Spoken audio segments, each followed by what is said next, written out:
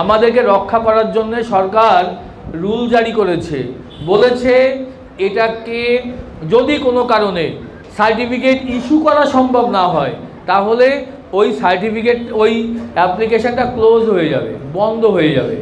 বন্ধ হওয়া মানে না দেওয়া নয়, আপনি আবার অ্যাপ্লিকেশান করতে পারবেন। কিন্তু মনে রাখবেন একসাথে দুটো অ্যাপ্লিকেশান লাইভ থাকবে না, 3 বার হিয়ারিংয়ে ডাকবে আপনাকে। ধরুন আপনি ভেবেছেন যে এই কাগজটা আপনি আনতে পারবেন বা এমনি অ্যাপ্লিকেশান করেছেন, ভুল হয়েছে, তাও আপনাকে 3 বার ডাকবে বারাসাত থেকে বা ডিস্ট্রিক্ট হেডকোয়ার্টার থেকে।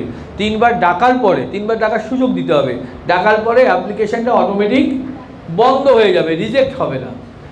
বন্ধ হওয়ার পরে নতুন অ্যাপ্লিকেশানের জন্য আবার করবেন। একসাথে দুটো অ্যাপ্লিকেশান কিন্তু চলতে থাকবে। ধরুন আপনার নাম এক্স, আপনি আজকে একটা অ্যাপ্লিকেশান করলেন, আবার 1 মাস পরে বাবা ভুল হয়ে গেছে আবার একটা করি, তাহলে ওই দুটো অ্যাপ্লিকেশান একটি ব্যক্তিকে কেউ এখন ডাকতে থাকবে, তখন কিন্তু এটা কিন্তু একটা ভুল হবে আমাদের। সেই জন্যে একটা ক্লোজ না হওয়া পর্যন্ত আর একটা অ্যাপ্লিকেশান করা যাবে না।